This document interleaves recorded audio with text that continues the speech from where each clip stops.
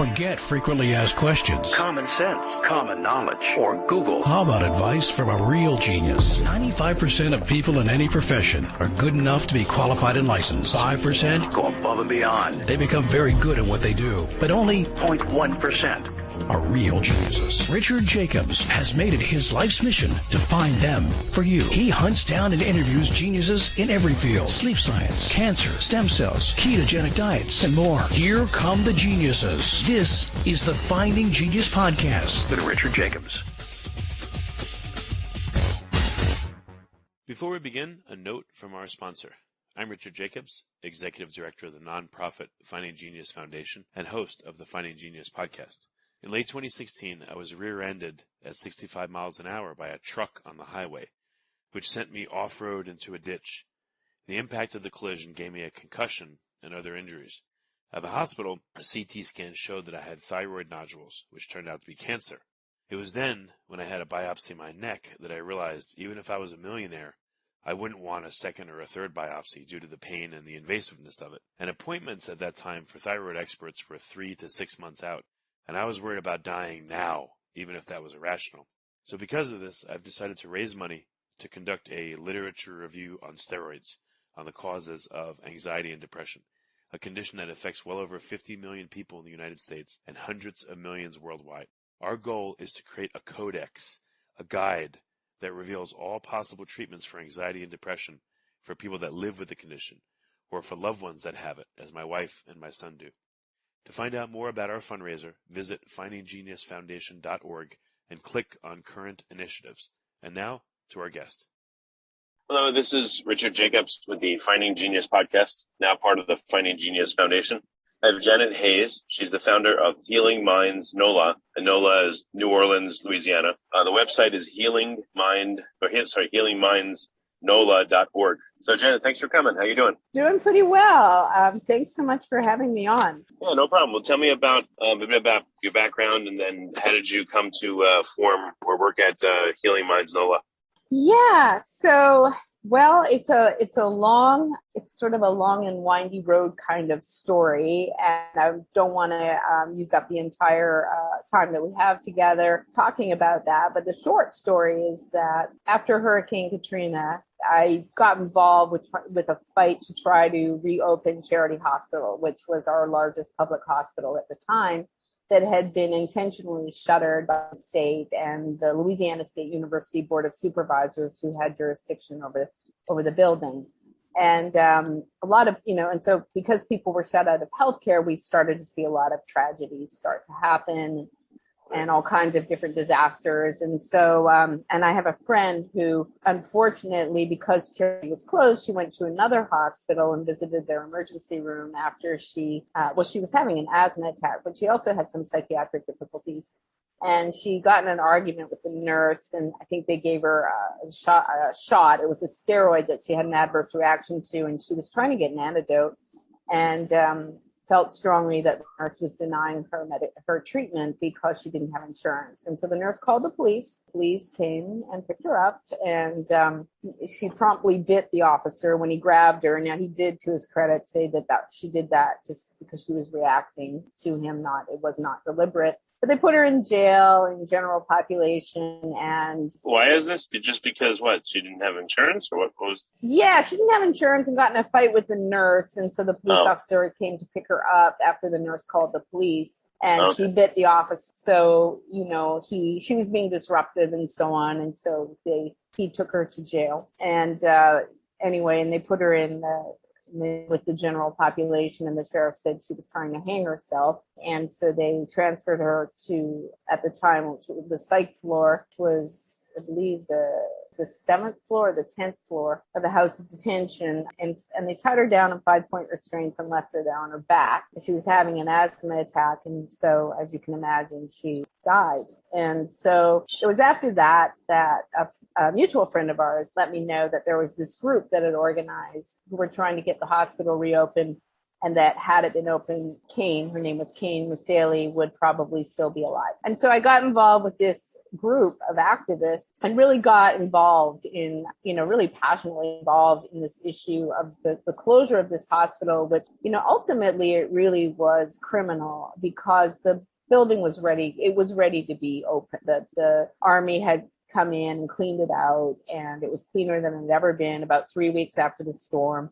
Yet the state still decided to keep it closed, which was an injustice that I had a hard time living with. And so we lost that fight. And then later on, there was a plan to try to get the state to and LSU to retrofit their new hospital plans into the old building. Now, the LSU had decided a long time ago to demolish a historic neighborhood to build a new hospital in an area of New Orleans called Lower Mid-City. So really they wanted to move everything from downtown where Charity Hospital is up into Lower Mid-City. And they had plans, I think, for downtown. There are always plans, right? These developers always have these major plans. Right. They could never get the money to do that. The state kept denying them their $500 million allocation that they were asking for in order to do this. After Hurricane Katrina, they decided to take advantage of the FEMA. There was FEMA money attached to Charity Hospital, and they wanted to get FEMA to buy them a new hospital, which in the end is exactly what they did. But, we fought, and I became the community outreach coordinator for SaveCharityHospital.com, which became the activism arm of, the group that was trying to reopen the hospital and then eventually get the state to retrofit the new hospital in the old building. And, we staved off the demolition of the historic neighborhood for a long time. And we exposed a lot of the injustices that were going on around that issue. Again, we didn't win. And then we ended up with a 1 million square foot building, empty building sitting in the middle of downtown. The idea about what to do with it, there were a lot of ideas being bounced around. The state was putting out RFIs and RFPs and all of this other kind of stuff. And so I submitted a proposal to reuse the building as a mental health care and research one-stop shop center of excellence, because when they closed Charity Hospital, we lost about 200 psychiatric beds overnight, and we started seeing a huge uptick in people being channeled into the criminal justice system, into homelessness, and people who were dying as a result of not being able to get psychiatric care. So it kind of made sense to me to pair the problem with the solution, a problem that was created by the state. And, I think it would have been redeeming had the state agreed to do that after, the injustice that was really done to the community. This was something they could have done to sort of, I hate to say, to make up for all of the tragedies that were created as a result of their actions. But they didn't want to do that. And so the hospital is now being, the plans are to reuse the building for research and residential. Quick question here. From your experience, why do people have these mental health crises? Like, what are the common factors that precipitate them? Like, what are these people's circumstances, and what do they need help with? Yeah, I'm getting to that. So our organization, so I created this organization, Healing Minds NOLA, about 5 years ago. Really, it was to have, to be able to attach a name to my proposal to reuse the building that wasn't just me. And it wasn't SaveCharityHospital.com, which came with a lot of baggage. The idea was to let's start fresh. Let's look at replacing what was lost, which were 200 psychiatric beds, mainly for people in psychiatric crisis who have issues with schizophrenia, bipolar disease, in particular bipolar 1, and serious major depressive disorder. Those are kind of the big three serious mental illnesses. But, of course, there's a continuum, or there's a spectrum of mental illnesses from the most mild to the most severe. And so people could go to Charity Hospital for whatever their issue was. I mean, there were, and also the hospital provided treatment and care for free. It was the hospital for the indigent and the poor. You didn't need money. You didn't need insurance to go to Charity Hospital. You would go, they would patch you up, and off you would go. They would discharge you. Now, medications you had to pay for, but the treatment itself was free. And they would take care of you even if you weren't from the United States. There were wait times, as you can imagine, associated with a free hospital care. And so people used to complain about wait time. But when you got into the building, you got into treatment, the care was as good as you're ever going to get, because it was a teaching hospital. So, they always have the latest, greatest treatments, and you have your supervising doctors and your resident. You're going to see the resident, but they're going to be operating under the supervision of the ex anyways. And so we had about 128 inpatient treatment beds for people in psychiatric crisis. Well, actually, let me start over. We had about 50 crisis beds at Charity Hospital for people in psychiatric crisis where they could go get stabilized. And then, if need be, they would be transferred to the inpatient unit, and they could stay there for as long as needed to be stabilized, get on the treatment plan, and then they were discharged. Before we continue, I've been personally funding the Finding Genius podcast for 4.5 years now, which has led to 2,700 plus interviews of clinicians, researchers, scientists, CEOs, and other amazing people who are working to advance science and improve our lives and our world. Even though this podcast gets 100,000 plus downloads a month, we need your help to reach hundreds of thousands more worldwide. Please visit findinggeniuspodcast.com and click on Support Us. We have 3 levels of membership from $10 to $49 a month, including perks such as the ability to see ahead in our interview calendar and ask questions of upcoming guests, transcripts of podcasts you're interested in, the ability to request specific topics or guests, and more. Visit findinggeniuspodcast.com and click Support Us today. Now back to the show. So, and again, this is mainly for people with psychiatric diseases where they've demonstrated that they're dangerous to themselves or somebody else, or gravely disabled, which is what allows, at the time, and it still happens this way, allows police officers to intervene, to pick them up, to take them to the hospital. It's civil commitment law. And then, depending on their behavior, their symptoms, if they meet eligibility criteria to be held longer, then they can be held for as long as needed to get them back, on their feet, and and what we say being made competent, right? So that they can, when they're discharged, they're being discharged into a situation where they're supposed to be able to care for themselves. Does that always happen? No. Is that supposed to happen? Yes. Now, the problem with Charity Hospital was we had a really good system of inpatient treatment and care. What we didn't have, and what we still don't have, is anywhere to discharge people to. So technically, if you have a full continuum of psychiatric treatment and care, which is what my organization advocates for, if somebody's in crisis, they would go to get treatment at the hospital, but then they should be discharged into whatever programs, services, or facilities are appropriate to meet whatever their needs are.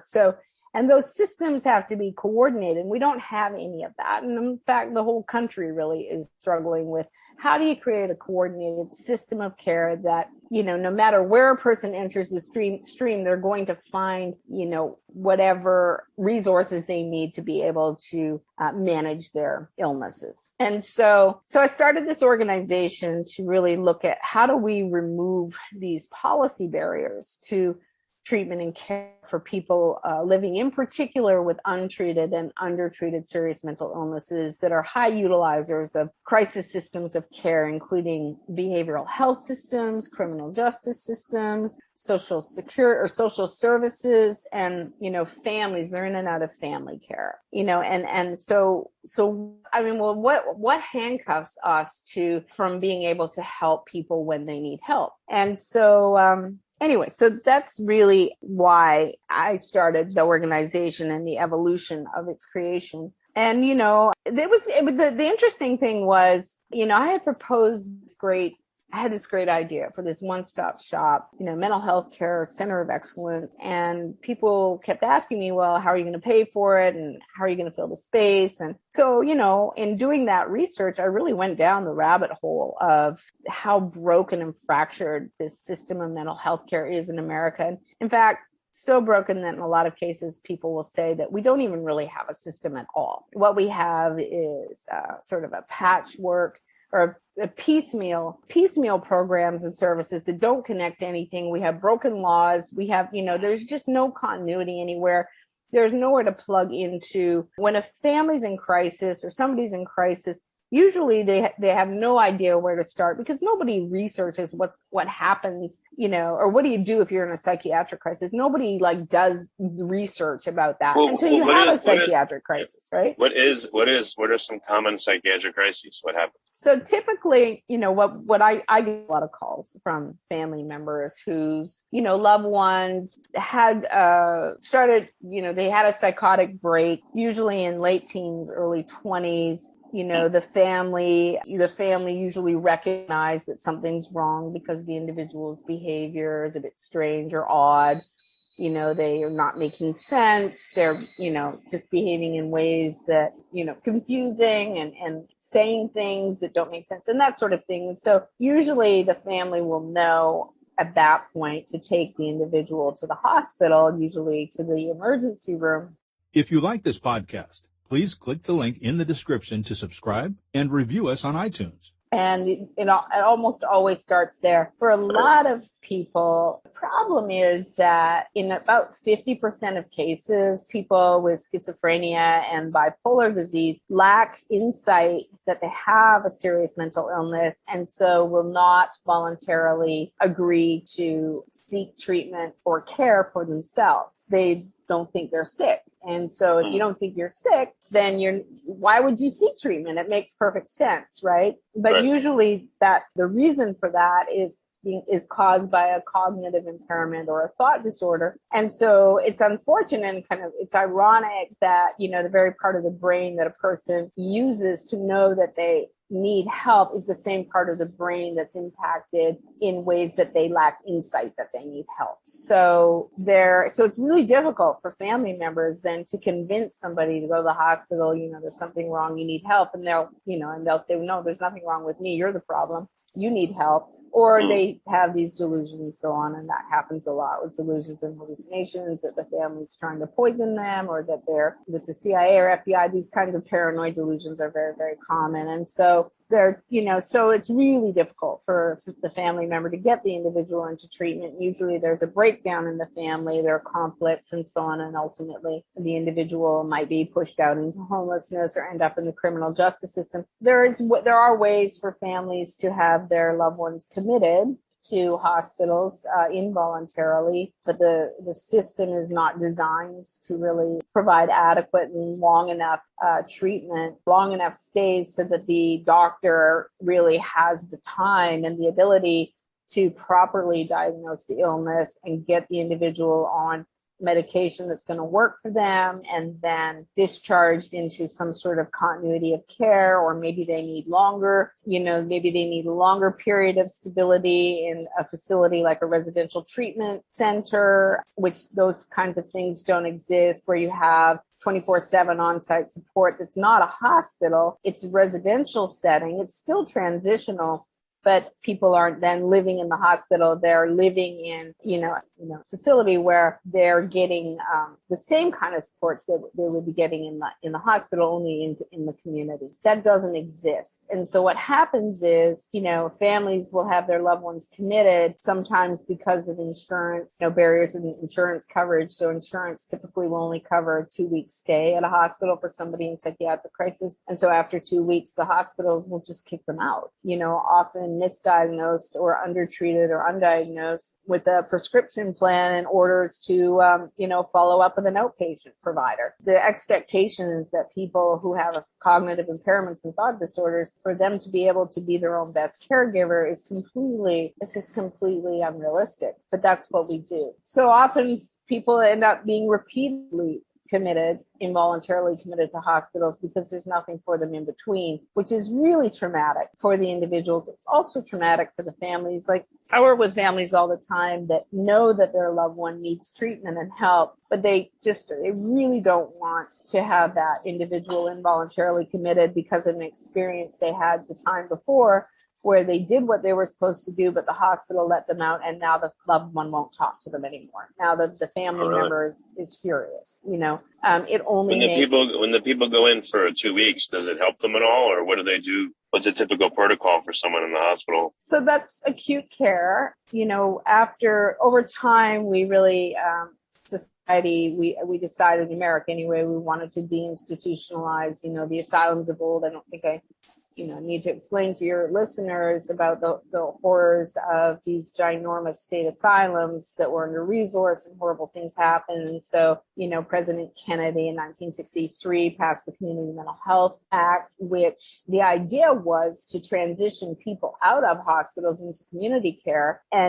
but that never happened. And so they just deinstitutionalized and so on. So the idea of a long-term stay, long-term stays are really hard to find now. These long-term hospital beds, there are very few of them. Most states are averaging 9 beds per 100,000 people, when really we need about 50 beds per 100,000 people. But we do have acute care beds. In Louisiana, we actually, in fact, in New Orleans, you could say the term that we use is overbedded. In our area here, we have plenty of acute care beds, but you'll hear EMS and police all the time saying, we don't have enough beds. And they're saying that because they're taking people to the hospital, and the hospitals won't admit people because they're saying their beds are full. Well, these are 2-week stay beds. People are revolving in and out as fast as you can say boo. And but the problem is that because we don't have long-term beds, the hospitals are boarding people in their acute care beds where they're not supposed to be. These 2-week stays are for people in acute crisis. You go to the hospital, you get a diagnosis, you get treatment, then you get out of the hospital, and then you're discharged to somewhere where you're supposed to follow up, so that the doctors can monitor you. If the medications are not working, you come back and get an adjustment. So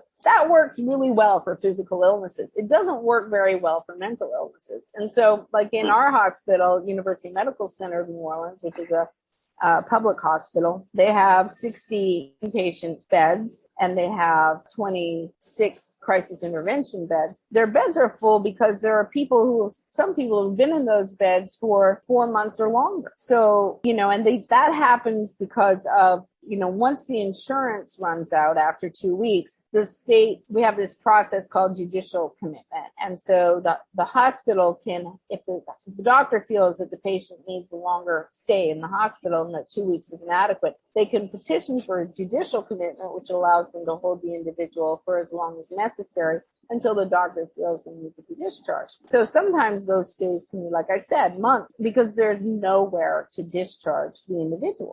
So they're still in these same hospital beds, you mean? Yeah. So you see this backflow because, these folks are taking up these acute care beds, and so other people came into the acute care. Now you have this whole backflow in the system, and you have emergency medical services and the police and even family members to a certain extent. They're screaming, we don't have enough beds. Well, it's true. We don't have enough long-term beds, but we have plenty of acute care beds. Is the stay long enough or adequate? For some people, it is, especially if those people have additional supports around them to help them once they're discharged. Maybe they're living with family, or, they're just better resourced. And I don't want to give the impression that if you have resources that that is the panacea of the problem, because I have a lot of families that call that are extremely well resourced and have the exact same problems as other people with the lack of program services facilities for their loved ones who need, they need that long. But where do people go then? If there's no more asylums, are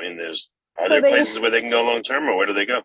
Yeah, they can go to jail. It's they offer 24/7 supervision in a jail. You go there, you're locked up, and you stay until the judge decides that you get out. Now, if a person but the whole there's nowhere to go besides these temporary beds or jail. Oh yeah, you can go live under a bridge.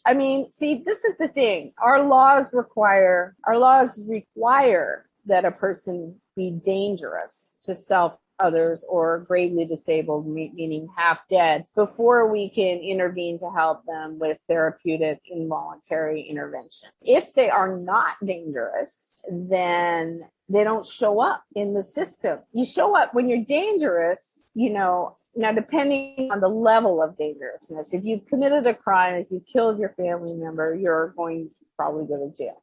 You might go to the hospital first for stabilization, but then you're going to go to jail, and that starts this whole process where you might be deemed incompetent to stand trial. Then you're transferred to a forensic hospital where you can get long-term treatment and care. Problem is you have to commit a crime to get there. You have to commit a crime to get into a jail. So, but our laws require people to commit crimes in order for us to, or they require, the law requires people to be dangerous in order for us to be able to help them if they're not able to help themselves and don't recognize they have an illness. It's completely inhumane and torture, in my opinion, what we do to require for people that need treatment. And so, so there's, now if you're not dangerous, then, and you're just sick, you're deteriorating, but you're not dangerous enough for someone to intervene and say, hey, you're acting a little, you're not acting right. So I'm going to take you to the hospital. Most of the people in crisis calls, right? Psychiatric crisis calls in New Orleans, our police will intervene and take people to the hospital. They do not take people to jail just based on the fact that they're dangerous. They will take people to jail if they committed a crime. But if you haven't committed a crime, you're going to the hospital. The hospital is going to let you out. Eventually, those people will commit a crime. Yeah, none of these seem like solutions at all. Like, even a hospital bed. I mean, you're in a bed. Who could be in a bed for any length of time if they're not physically sick? They want to get out of there. So what we do and what I advocate for is alternatives to incarceration, homelessness, unnecessary repeated hospitalizations, which is what we're talking about right now, and death for this population. And what I feel needs to happen is we need, like I said, a full continuum of streamlined, coordinated psychiatric treatment and care that would look like this. Person gets sick. When you get sick, what do? You go to the hospital. The person gets treatment in the hospital and can stay as long as necessary in order to get on a good treatment plan. And then they're discharged into whatever is appropriate for their situation. There might be coordinated programs and services with, intensive wraparound services, or maybe they don't need that much, but they also need somewhere to go. They need housing. So I think the three components that make up a continuum of care for me, the three major building blocks, is inpatient care, outpatient programs and services, and housing. I think if you have those three building blocks, then it's a matter of just connecting the dots. What is appropriate for the individual? What level of housing do they need? What level of programs and outpatient program services do they need? And then, so ultimately also, I think by providing this kind of care on the front end is really going to save a lot of money on the back end in this ridiculous situation that we're in right now, where people are just in and out of the jail. They're in and out of the hospital. Hospitals are extremely expensive modalities of treatment. I think an inpatient bed in New Orleans probably costs somewhere around $1,500 to $2,000. You're looking at people who've been in and out of the hospital multiple times a year. Those costs really add up. What we should be doing with that money is investing in residential treatment facilities with on-site support, 24/7 care, but also investing in, like programs like assertive community treatment and forensic assertive community treatment, where you have 10-member teams on one person that provide real, meaningful wraparound support. Programs like assisted outpatient treatment, which is it's a program that it's a civil law that allows a civil judge to help a person that has medication adherence issues, maybe because of lack of insight, to stay on their medications, and also to make sure that the services are provided to them in order that they could be successful. These are the kinds of investments that we should be making, not all this ridiculousness with sending people to jail and then in and out of the forensic hospital, back and forth. It's just ridiculous. I mean, we have one guy. What are the excuses, though? We've got one. Yeah. That's a good question. But we have one guy. I just want to say that, right now I'm dealing with he's 25 years old, and he's been involuntarily committed 97 times since he was 16 years old. His mom added up the costs to the state 10 commitments ago, and it was $3 million. $3 million for one guy. His life looked like one hospital stay to the next, and in between maybe 3 or 4 days where he's at a motel until he gets in a fight, and then he gets involuntarily committed again. He's been living like that for years. That's not living, right? There's so much we need to be doing better. And also I want to add on to the list of programs that are needed is clubhouses. We talk a lot about treatment, which is really important, but then you have the care aspect as well. So treatment is medical, the care part, helping people reconnect to themselves, but then helping people reconnect community, places where they can go where, they're usually peer run, and they can find in various programs they can participate in.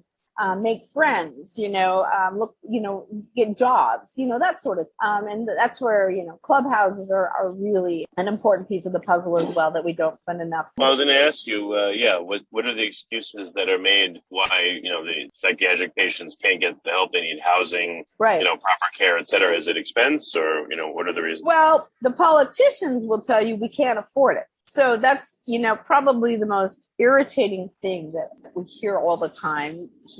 We, meaning myself and other advocates like me all around the country, where you have a politician say, well, for instance, in New Orleans, our politicians are saying, well, we can't afford these things because the state won't allocate money, but we can afford to increase our low barrier homeless shelter from 100 people to 300 people. We can afford increasing the size of our jail to build a mental health jail. We can afford, the governor's solution is we need a bigger forensic hospital. We have a 600-bed forensic hospital in the state.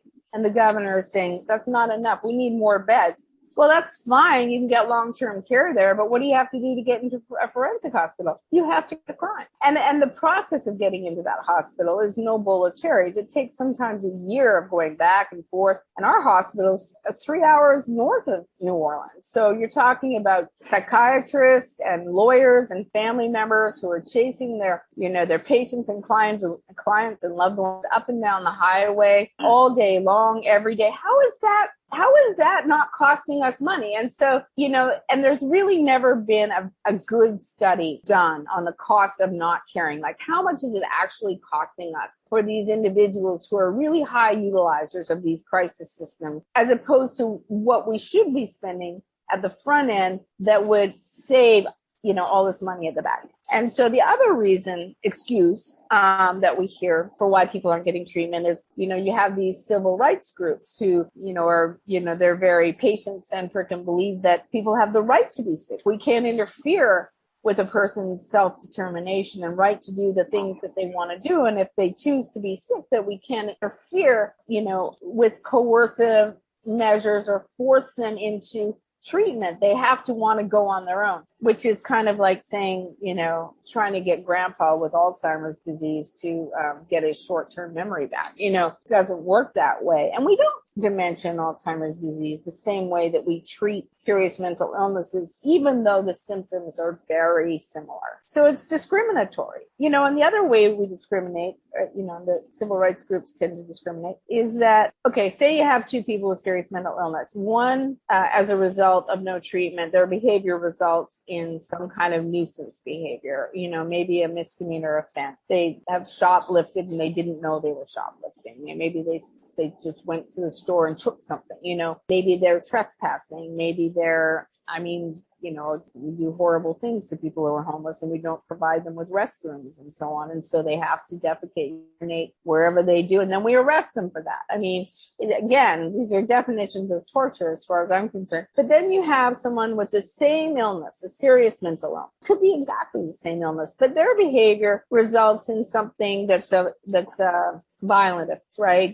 They're having delusions that their family member is coming at them with maybe they're a demon or something like that, or they're trying to kill them. And so the individual kills the family member to defend themselves. They're not acting that way because they're violent. They're acting that way because they're untreated. But we discriminate on the basis of behavior, in that, we have a lot of civil rights groups that then, they want solutions for people with mental illnesses in jail, but they're only talking about people who have committed misdemeanor offenses. They're not interested in people who have committed more serious offenses, because in their opinion, those people are just violent. And they would have been violent anyway, even if they didn't have a serious mental illness, which to me is, there's just such ignorance there. It's like they don't understand. There's, just really understanding how serious mental illness works. And in particular, people who lack that insight that they're sick and won't voluntarily accept help or seek help. They just won't. We're talking about the guy that's digging through the dumpster who thinks he's Jesus, right?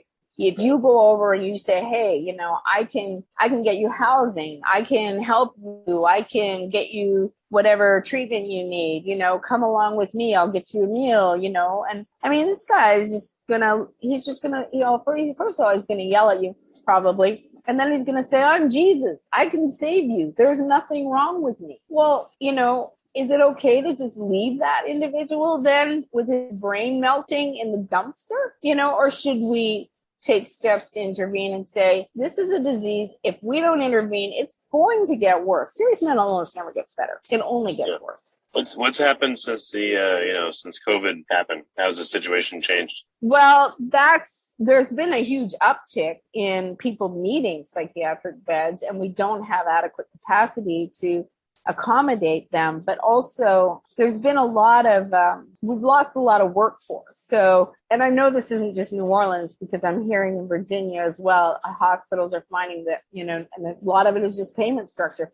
Nurses aren't being paid enough. And so they're leaving to go and work in other areas of care. But, COVID has really exacerbated the situation, because now you have people who are experiencing, what we call situational illnesses like depression. I lost my job, or stuck in my house and I'm depressed. It's, folks, I mean, that's situational depression where they still, it's serious. And if they need a bed, a bed should be available for those people. But, they're kind of pushing out people who were seriously mentally ill before COVID happened. So again, this very vulnerable population is kind of shuffled to the bottom of the pile in favor of helping people now in situational crisis. So, for instance, someone loses their job and is depressed. Often the solution to that is a paycheck, right? I've been there. I've been devastated at one point for not being able to care for myself and my loved ones, because I didn't have enough money, and just the depth of depression there. And I'll tell you what, when I got that check, somebody helped me out, my depression went away. And it's the same thing for anxiety. People are experiencing anxiety for the first time. It is serious. People need help when they need help, but this isn't serious mental illness. Serious mental illness has a biological component to it. If you're seriously mentally ill and you find yourself in the situation that I just talked about, paycheck isn't going to help you get better. You're still going to be depressed, even though you get your paycheck, right? It's like, it's a disease, and we need to think of it as a disease, because if we're looking at it in terms of just behavior, then we're not doing due justice to the individuals that are really suffering. And it's really horrific. So, all right, what's any particular solution that you're working on that you see would be very helpful? Or is it just a mess? It's a mess.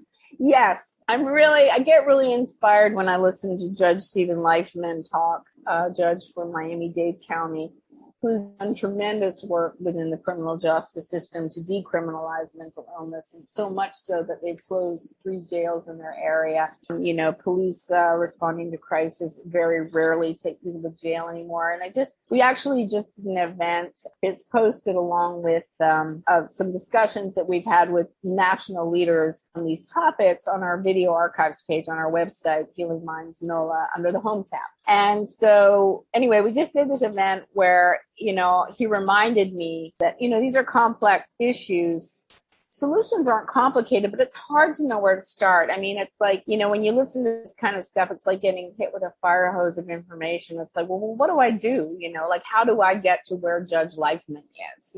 They're building a facility, first of its kind, one-stop shop that's really designed for the most vulnerable, to provide housing, programs, services, everything that we need, everything that we know we need. And he's doing it. Well, how's he doing it? And he always says, you can't start with where they are right now, but where they started 20 years ago was with when Judge Leifman became a judge. He called everybody to a summit, got all the major stakeholders together to work together, to collaborate in the same room together, talk to each other, to determine what are the long-term and the short-term goals that we need to solve these problems of this broken system, the fragmented system caused bad policy, lack of funding, all of that stuff. And from that summit, they then formed a task force to implement the solutions that they'd all agreed on. They all signed a document saying, I agree that,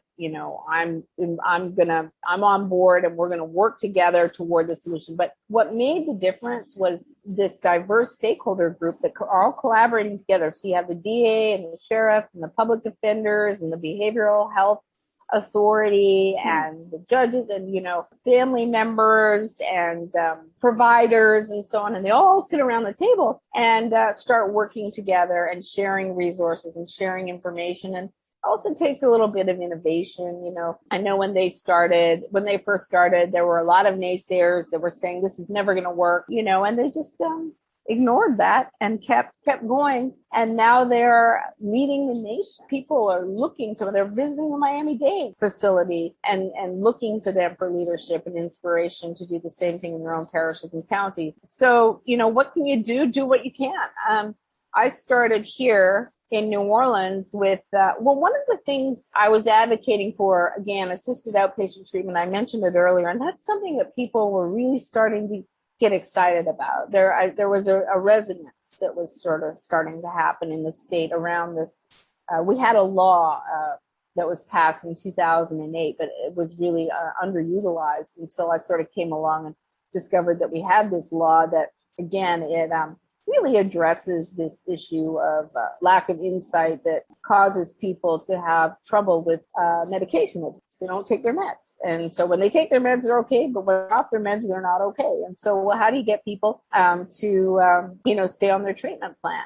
And so we have these laws that allow, anybody can use the law, but law works best when you also have a program in a jurisdiction like a parish or a county where, again, you get together a collaborative group of stakeholders that are all involved, kind of wrap around the individual, provide whatever services they need in order to be successful. But they have to agree to do their part, which is take their medication. And so it's not a punitive court. It's really designed to encourage the individual to be involved in their own treatment plan. Because eventually, and these are court orders, eventually the order is going to expire. When the order expires, you want that person to have gotten into the habit of caring for themselves. And so it's really it's really amazing how the program works. And I mean, that's a whole other conversation unto itself. But, again, listeners can go on our website and learn more about it. If you go to the home tab and the video archives under the home tab, you can scroll down, and we did a whole segment on anosognosia, which is the term that we use to describe that lack of insight that people have. It was anosognosia and something else, and I can't remember the name of the title. But we brought in a Judge Oscar Kazin, and another individual who, we spent the hour talking about how AOT works. And also, I want to throw out a resource to listeners, the Treatment Advocacy Center, treatmentadvocacycenter.org. They're one of the only national organizations that I know of that are focused only on serious mental illnesses and removing policy barriers to treatment and care for this population. They do a lot of research. They have a lot of data on their website. And they have one section on their website dedicated solely to assisted outpatient treatment and how to implement programs in your area. And you can reach out to them. They're more than happy to help. People who are interested in starting programs. Of course, you can always reach out to me and I can connect people to, whoever they need to speak with if they're interested in getting involved in advocacy. But like I said, that's where I started. And, I'll tell you what, it wasn't easy. There was a lot of skepticism in, the various departments in New Orleans who had heard they'd gotten some misinformation about the program. We're hearing rumors that it was racially discriminatory and would increase incarceration, and things that have been entirely disproven in studies a long time ago that doesn't actually happen. But then there was also this, we in New Orleans, sometimes we get into analysis paralysis, we call it, Yeah, I was going to ask you at the end for resources. So we've got healingmindsnola.org, and then you said it's what, TAC? TAC, treatmentadvocacycenter.org. And that's national, right? Mm-hmm. And from there you can drill down into resources on their resource page and find more resources. But I think it's really a great place to start. And there's some wonderful things happening all over the country. I'm connected with advocates all over the country. And so, more likely than not, you're probably living somewhere where there is somebody doing something. And I'd be more than happy to make it. Okay, well, very good. Well, Janet, thank you for coming. And, you work with people that I'm sure very few people or almost nobody wants to work with. So thank God that you do, and I appreciate what you do. Thank you so much. I appreciate what you do too, and the opportunity to come on the show and talk about our work. If you like this podcast, please click the link in the description to subscribe and review us on iTunes. You've been listening to the Finding Genius podcast with Richard Jacobs. If you like what you hear, be sure to review and subscribe to the Finding Genius podcast on iTunes or wherever you listen to podcasts. And want to be smarter than everybody else? Become a premium member at findinggeniuspodcast.com. This podcast is for information only. No advice of any kind is being given. Any action you take or don't take as a result of listening is your sole responsibility. Consult professionals when advice is needed.